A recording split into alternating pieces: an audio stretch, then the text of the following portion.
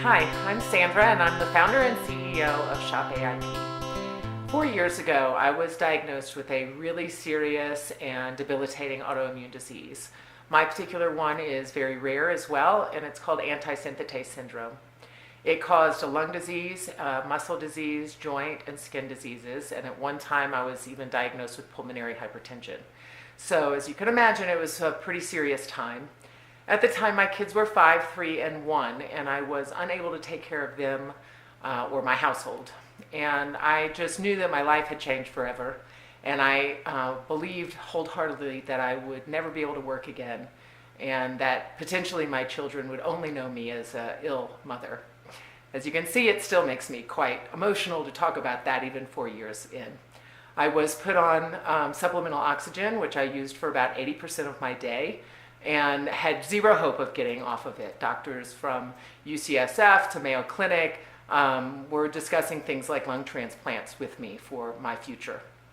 And at that point, in particular because my children were so young, I made a commitment to myself that I would do everything in my power to help my health.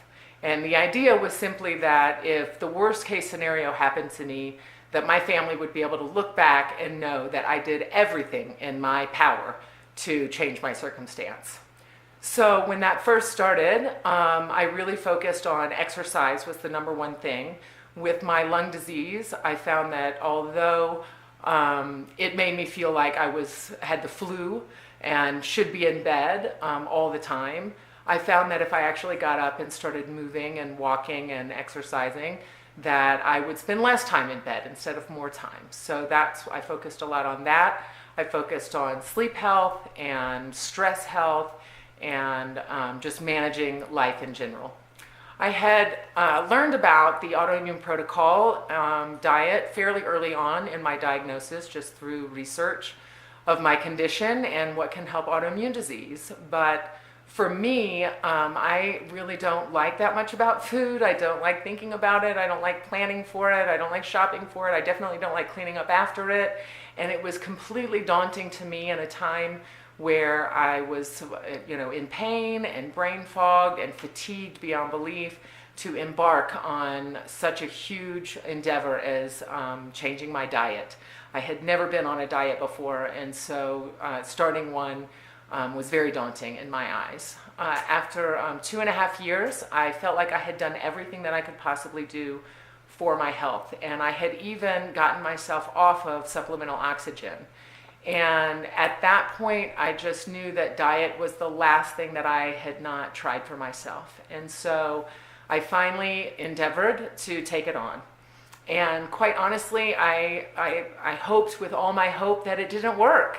And I just thought, if I could just tell everyone that I had done everything in my power, but I could still just live my life as normally as possible, that was what my thought process was. But of course, it was a completely flawed thought process. And at the time when I started AIP, I was still had daily fatigue. I still was in chronic pain every single day. And the brain fog, I was 100% positive that it was permanent damage due to hypoxia of not getting enough oxygen to my brain, especially overnight, prior to being put on oxygen. So I had little hope for what the diet would do, but I basically was just doing my due diligence and no stone unturned and sort of living my philosophy on doing everything that I could. And thank goodness I did, because within really just a few short weeks, after going through terrible sugar withdrawals and all the bad things that people go through, came out with no pain, no fatigue, and that brain fog that I was 100% sure was permanent was completely 100% lifted. It was unbelievable and completely turned my life around. It was very soon after starting the AIP diet that I sat in my kitchen counter and was very frustrated at the fact that it was difficult to find products. It was difficult for me to read all the labels. I kept buying inappropriate products, things that looked good on the outside, but I guess I would forget to read the label and it would have all kinds of things in it that I shouldn't be eating. And so I said to my husband, I just wish somebody, why didn't somebody make a store? And he said, well, why don't you make one? And at that point, I immediately started working on ShopAIP.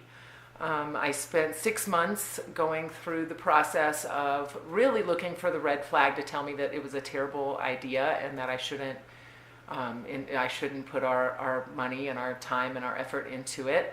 But after those 6 months, I just felt more and more confident that there were other people that were yearning for a store, and there were maybe people, if there had been a store 4 years ago, I wouldn't have waited 2.5 years to start the AIP diet, and maybe those first 2.5 years would have been less of a struggle for me had I endeavored on the diet to begin with. So that is the history of how ShopAIP came into existence.